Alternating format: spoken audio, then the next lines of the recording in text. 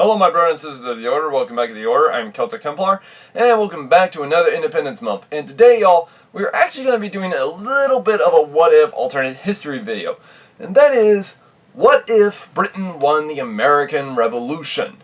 Now, this one I have actually looked up more than my fair share of research on this since I was very young. And the fact is, I've also seen more than a majority of alternate history videos on this subject. But there are some things looks like they could have gotten right, and some things they could have gotten wrong. So what could actually happen if it actually came down to it? Well, let's get right into this one, shall we? Alright, it's an alternate 1700s, and Great Britain is managing to defeat the colonist forces in the Americas, pretty much by, well, more than one way impossible. It's quite possible they even captured Philadelphia and majority of the said founding fathers. In fact, it's probably even stated that even none other than George Washington is badly defeated and probably even captured as we speak. Doing this form, it's actually kind of obvious what could end up happening. Great Britain would end up holding majority of the said lands, and as which, anywhere west of the Appalachian Mountains. Native Americans are even stated to even keep their lands west of the Appalachian Mountains, as we can understand for this time point. Seeing to the fact that western expansion was, well, the major goal of the said French and Indian War. However, because of the, well, treaties they made with the said Native American tribes, Great Britain will not allow this. And in doing so, this is how the American people would end up being. Pretty much forced to stay by the coastline. At least for a time being. However, one major thing can end up happening from this. One, slavery also ends a lot sooner than it does in our timeline. Now I hear many people already saying, Templar, what does this mean? Well, simple. Great Britain wanted a major amount of soldiers to fight in its army. And the major point is, they would actually majorly go for, well, slaves. They would actually, incredibly, enlist the majority of slaves to actually fight in their army in the colonial forces. Not just Native Americans, but also, or as well, loyalists, but even majority of that would be newly freed slaves that they would find, and in such, have them fight for their country.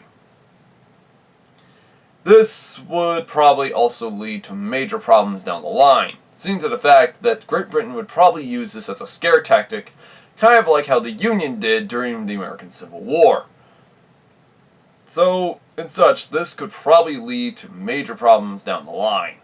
Great Britain actually still holds the major landscapes of which it did after the said French and Indian War, so no major changes actually happened from this. However, there are major changes during the Napoleonic War. France as well aids American rebels into this form, pretty much by sending in major forms of military manpower. Now, in doing so, this means that French Revolution still emerges in our timeline for one major reason.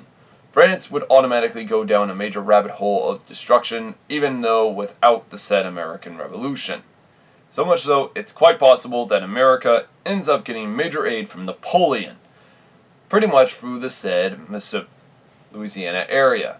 The Louisiana Territory would be a major goal that Britain would end up having to fight against.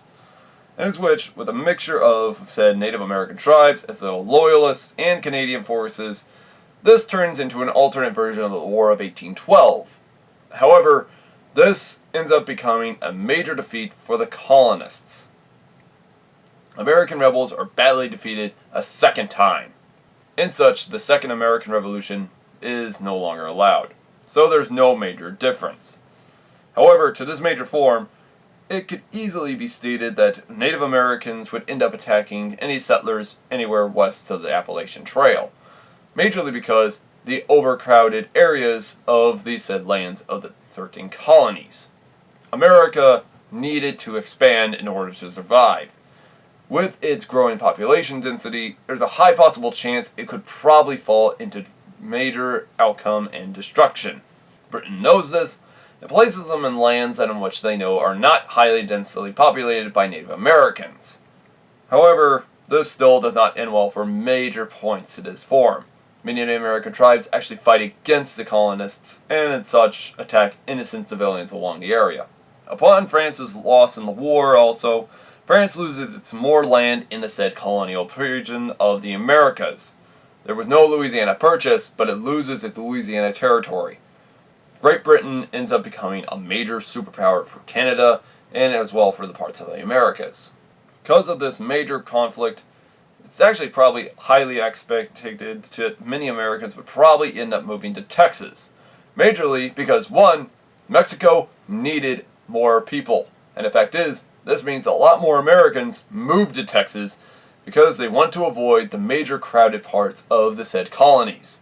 In doing so, it's probably possible that the Americas probably becomes a massive vacuum and ends up going towards, well, Mexico. As such, this probably means that Texas will probably have a bigger high population density compared to that of the said, well, earlier time span. Now, majorly to this form, Texas would end up gaining its independence with a bigger population and would probably keep growing. Seems in fact the majority of its people would end up coming from the United States' 13 colonies. However, there is an alternate problem. Texas would end up asking military aid from Great Britain. And the fact is, Great Britain already recognized Texas as its own independent nation, pretty much seeing that Mexico was a rising power that it needed to deal with, especially in its territory. So and such, it would immediately give military aid and whatever it needed. However, because of this, Great Britain would end up having to deal with a new war. One with Mexico. The conflict lasts probably about the same timeline as we see in our own timeline with the Mexican-American War. However, it's now known as the British-American War or the British-Mexican War. There are different variations of how I can actually have this pronounced, but you can see my point. In doing so, Texas would probably end up becoming in major debt to the said Great Britain. However, because of this, Texas has to pay off a massive debt that would probably rival it. But Great Britain would probably not take territory like the United States did in our timeline, due to the fact it already gains much territory all along the said pretty much region from the Atlantic to the Pacific now. However, because of this, Great Britain now has to deal with another conflict. And that would be another revolution. A third American Revolution to be precise. In fact, rebels in the 13 colonies fight back, and of which now have better tactics, and as well even use guerrilla warfare, and as well new forms of technology. Majorly, naval power. This would actually be the ironclad, and as well HMS Hunley. These submarines and ironclads are actually known to destroy the British man of war frigates like nothing, and as which even go as far towards the west, pretty much attacking Native American tribes all in the region said west of the Appalachian Mountains towards the Mississippi. It's quite possible that these ironclads would even make their way even through the Mississippi River into the Great Lakes and so on. This means Texas would probably end up aiding Great Britain in fighting back against the, well, said colonist forces. However, because of this form, it's probably seen that, well, none other than President Abraham Lincoln probably becomes the new president of the new United States. And as such, it's probably possible that General Grant and as well as none other than Sherman, Custer, as well as Lee, Stonewall Jackson, and many other commanders during our American timeline, during the American Civil War, probably fight in this conflict against Great Britain. As well, probably Sherman and Custer probably attack Native American forces, pretty much who were allied to Great Britain, pretty much calling from the said warfare known as the entire form. Native American tribes would end up having to deal with a massive suffrage of probably over 1 million type of civilians. In doing so, it becomes an alternate bloodbath. Instead of the Trail of Tears during the time of Andrew Jackson's presidency, we now have to see something even worse, the Trail of Blood. This probably means that Native Americans would probably even have to go even further westward across the Mississippi in order to avoid major slaughter from the United States forces. American forces are probably a lot stronger in our timeline, and because of this, they probably win the war hands down. And it works. Great Britain is too dramatically weak to actually deal with this conflict, so they immediately stay out of the conflict entirely. America, upon winning its independence, now becomes a new nation and spreads ever further westward towards the Mississippi. However, out of this conflict, Great Britain loses massive amounts of production, and as such, it saw that Texas fought alongside the said allies of Great Britain. So, Great Britain might even have to sell its land to Texas, rather than deal with a major problem like this. In doing so, Texas ends up gaining the lands of probably anywhere west of the Mississippi, as long as it's covered by its border area. Meaning, the lands of Oklahoma up to Arkansas and such, anywhere that the Texas borderline was in the time of the Texas Republic, ends up becoming that massive line. So in other words, that entire line, pretty much as we see right here, is its border system. Canada is immediately to the north, and right between them is the Native American territory, that of which has to be promised to keep the Native Americans safe. However, any Native Americans that actually live in the Republic of Texas are automatically probably still part of the Republic of Texas. In fact, one major thing that Texas is majorly told to do entirely is to treat the Native American population with respect, otherwise Great Britain would come back to harm it. As well, also, anybody that which actually lives in Texas must be somewhat given a form of rights. It's kind of like how Great Britain did our own timeline with many parts of its own territory, depending on its era and timeline. Soon after the Third American Revolution, it's kind of possible that America would become a major nation, but it needs to stretch out a lot further. And in such, brings an alternate 1898. And in such, there is now the Spanish-American War. This conflict in our timeline becomes a major problem for the Spanish military in our timeline and turns into a slaughterfest. So what happens from this? Simple. It becomes a lot worse for Spain. They lose more territory. Florida is immediately taken. As well, many islands in the Caribbean are all taken as well. In fact, any islands that actually are in this region are pretty much under the influence of the United States. Cuba, Puerto Rico, as well as the Bahamas, the Layman Islands, as well also Haiti, even the Philippines, Guam, the Pacific Islands, as well as the land in Africa slightly, and as well even the lands of Hawaii, in Virgin Islands, and Dominican Republic. So in other words, America immediately becomes a major household, devastator of our timeline. As well, in our alternate timeline, in 1904, Theodore Roosevelt immediately takes over Panama and creates the Panama Canal, meaning Panama becomes a major territory of the new Republic of America. America becomes somewhat as a major threat to Great Britain and Texas and majorly of other allies. To this form, America is immediately, a major overseas empire. Now that it actually blocks the trading position between Texas and Great Britain, Texas now has to either go anywhere far to the west, meaning majority of its trade routes have to go around the said areas of South America to end up going anywhere near Great Britain, and as well even towards its colonies. So in fact, to this form, Texas is immediately in major threat from the United States. However, probably not for long. The reason I say this is because by World War I, America allies itself with the Central Powers, mainly because of Great Britain blockading any trade routes to Germany, which was the major partner of trade with America at that point in time. America immediately joins the Central Powers, and as such, war ensues. In fact, by this point in time, America controls the major trade in the said Gulf. And the fact is, naval power would be the major key to this war. However, in this alternate timeline, we can understand that both Great Britain and America had the strongest naval powers. So in fact, this would be an alternate tie. And as such, America would end up having to deal pretty much only with conflict with Texas, the Native American tribes, and as well also Canada. At one point in time, I could probably see a trench warfare emerging, but with the invention of the tank, America is probably screwed. In fact, at this point in time, America probably starts to lose more land than it does, even in this type of timeline. And such, America starts to end up dealing with major conflicts along the area of the eastern part of the Mississippi.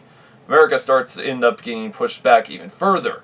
However, with this new version of warfare, Native Americans have to actually ally themselves with Canada and Texas in order to design a new form of warfare. However, as well, just like in our alternate timeline, because of the World War I ending in a disastrous form for Germany, America is now left on its own and immediately has to surrender. In fact, in the Treaty of Versailles, America has to give up all of its overseas territory, meaning Panama, the Caribbean islands, all in that region of the Caribbean of the Gulf, as well as the country of Hawaii, and as well the Philippines, become new nations yet again, as well so as said Guam and some Pacific islands. So in other words, America is back to the old form it was before 1898. However, it still keeps control of Florida.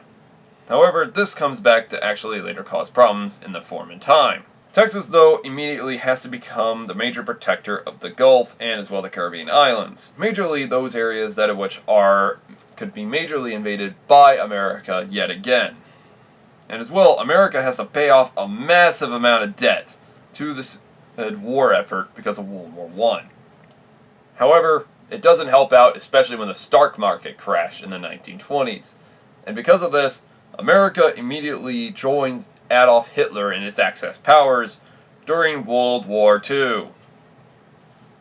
However, because of this, it's quite possible to understand that one of the major facts, the Axis powers now have Germany, Italy, the USSR until 1941, and as well nationalist China instead of Japan.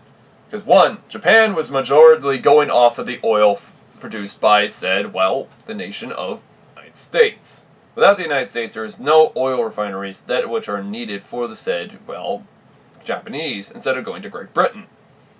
Thing is though, Great Britain would immediately state the following, that they should not actually push any further into China. However, with the fact that an emergence of Germany actually making an alliance with the Chinese, there's quite possible chance that England might end up doing this. So in fact, Japan might actually be part of the Allies. So we enter into our later alternate World War II. And the fact is, when World War II begins in 1939 in Europe, it's quite possible that America also attacks as well. In fact, the major leader of this would probably be none other than George S. Patton. Patton would immediately try and design a version of Blitzkrieg of the American design. Sadly though, there is one major problem. America doesn't have the oil resources that they need. Meaning, America is badly forced into one major problem. They are actually supposed to be, pushing further westward or northward into Canada or Texas, or as well the lands of the said Native American territory. However, they can't gain any further because they are now forced back. In fact, they are now bogged down with the lack of supplies and as well oil. Without the oil, they are forced into a stalemate. And even worse, they could end up being surrounded and slaughtered.